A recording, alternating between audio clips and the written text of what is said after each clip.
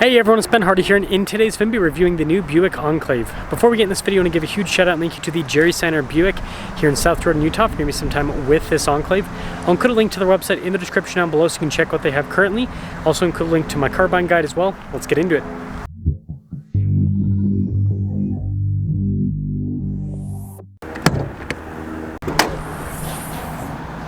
Under the hood, we have a turbo 2.5 liter 4-cylinder that goes through an 8-speed automatic transmission. Fuel economy is 20 around town and then 27 on the highway, with power outputs being 328 horsepower and then 326 pound-feet of torque. Before I move forward with this review, I do want to mention if you want to see more videos just like this, then I recommend you subscribe because I post content every single day. So starting with the hood, you can see the new style of Buick logo there. Pretty boxy though. Notice how those sections are raised. And I love turn signal indicator here. Then you can see the headlight down below. Love the trim here at the grille as well. Notice that's kind of darker down below that. And yeah, there's the rest of the front. Now around the side here, our tire wheel set up is 275 by 45 by 22 in the front and over in the rear. And you can see here with the wheels, you've got the silver mixed with the metallic gray. I like that with the fender flare. I think that's pretty cool looking. You can see Avenir there on the side. And then look at the trim around the windows as well. And taking a few steps back, here's the side profile. This of course leads us to the key fob where we have our lock and unlock function. We got the remote start, the opening for the hatch. You can see the Buick logo there on the back and pop it open. And in the rear here, you can see there's quite a bit of storage space behind the third row, which is nice. Also have more storage underneath. And then this is pretty helpful with the seats to raise and lower them. It's always a nice feature. We also have some cup holders in the back. Now as for the third row itself, you can fit adults back there. I've been in the back of this with the new Traverse, for example, the new Acadia as well. They're all sibling vehicles. But something to note is it would reserve for kids. It's kind of a better fit for them.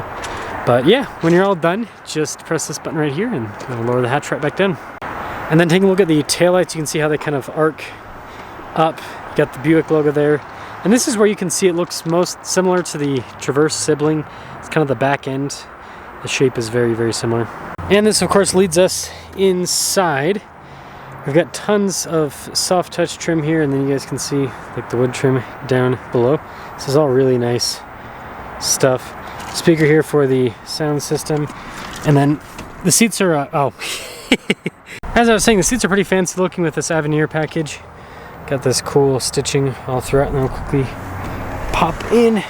I do think what is it on the side to, oh no, that's just lean. Anyways, I can push it back. I can't remember where the lever is though. It's somewhere underneath here. Anyways, we got a little storage pocket. We've got some cup holders here in the center. We have our own climate zone with heated seats. And then you get these like armrests, very interesting. And headroom back here is good. And this of course leads us up front, where again, you've got all the soft touch trim here, and then with the wood trim down below, and then more of that nice soft touch trim. All of our window controls, notice the driver one's automatic. The mirrors do power fold in. Get your memory seat function, another speaker for the sound system, blind spot running with the mirrors. And then Avenir there. This is cool with the stitching and everything down the center. All of our adjustments. Looks like this also has massaging seats, which is nice. And soft touch here on the dash. You can see the drive mode select and everything. Steering wheel's power adjustable.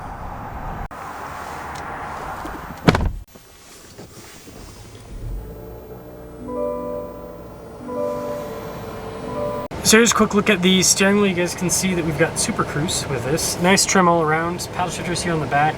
The 8-speed, bunch of practical controls in the front, including for our heated steering wheel. We've got for our cruise control as well. Again, Super Cruise with this. And then you got a turn signal windshield wiper stalk, and then we have a column shifter here on the back as well, so that saves space. And then fully digital gauge cluster. So this is kind of the future of General Motors, is going all in on the digital elements, which I think is pretty cool. Now you guys can see there is a bit of glare here with the infotainment system, but anyways, 360 camera system, really good resolution with it as well. And moving from that to the rest of the infotainment system, just a modern GM unit, so it responds quickly. It's easy to use, everything's straightforward, shortcut bar built into it.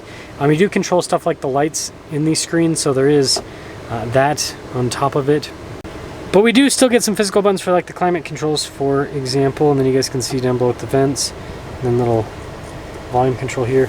Phone charging pad, and then some cup holders, and then we have a ton of storage underneath the center console. It's like a big cavernous area. More storage inside. I do like this trim here on the top, and then same thing all over the dash as well. Pretty cool with the design. And then we've got a camera rear view mirror, and then a panoramic center. So 2025 Enclave Avenir, $63,725 total MSRP.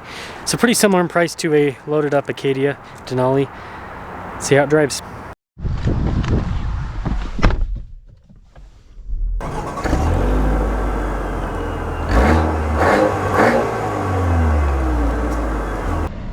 Well, visibility. Let us set off in the Buick Traverse Acadia Enclave Avenir. All the same vehicle. All the same vehicle. When I guess, well, no, the Cadillac XT, this is the weird thing. The Cadillac XT6 for the 25 model year didn't get this update. So Cadillac's the only one that doesn't have the update, which is, yeah, it's interesting. Very interesting. But we'll see how this drives. I'll be shocked if it feels any different than the other two sibling vehicles. What I will say right off the bat is it's big. It's a big vehicle. That is certain. Aside from it being a big vehicle, it also feels pretty smooth so far.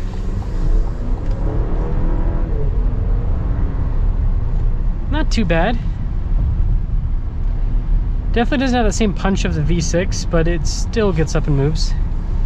Which is weird because this has more power than the V6, because the V6 is 310 with the horsepower. And then, or the 308, it's 310 to 308, can't remember. And the torque's like 271.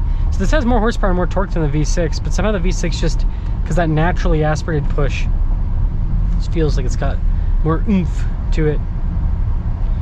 But it still moves. It's nice.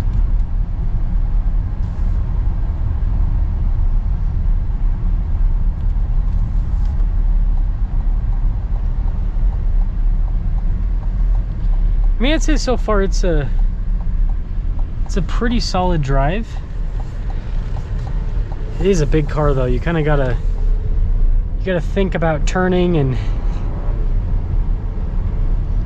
you know, and there's also enough low end torque that this doesn't feel too bad. I would say it doesn't feel like an improvement on the V6. It feels more like just a replacement, if that makes sense.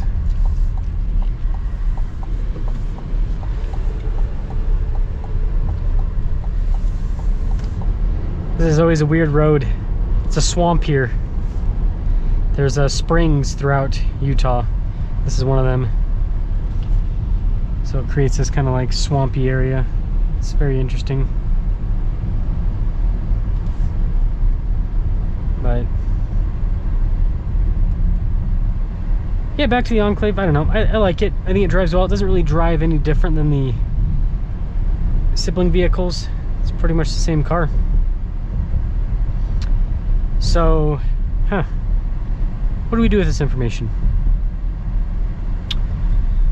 I guess I'll say what some other people have said. I just don't understand General Motors' plan in the US market, because Chevy and GMC make sense, right? Chevy's kind of like your entry-level brand. GMC is like a plus. And then Cadillac's full on luxury. Buick is kind of, I mean, it has more affordable cars. Like I've got the Invista this week as a tester, so it's got that, but then it has this that's kind of more loaded up. It's just weird. And again, it does well in other markets, like in China. Buick sells really well, but here in the US, it's just kind of like the odd man out. So I think this is a nice car. I just think that it I don't think it sells any extra cars for General Motors. I think it just creates extra confusion, because it's like, do you want to buy the Buick version? Do you want to buy the GMC version? Do you want to buy the Chevy version? They're all pretty much the same car, different sheet metal.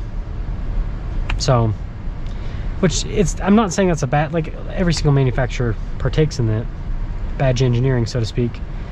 But it's just when you have two brands that have the same car, okay, but 3, 4, because you got Cadillac too, that's a bit much. But let me know your thoughts.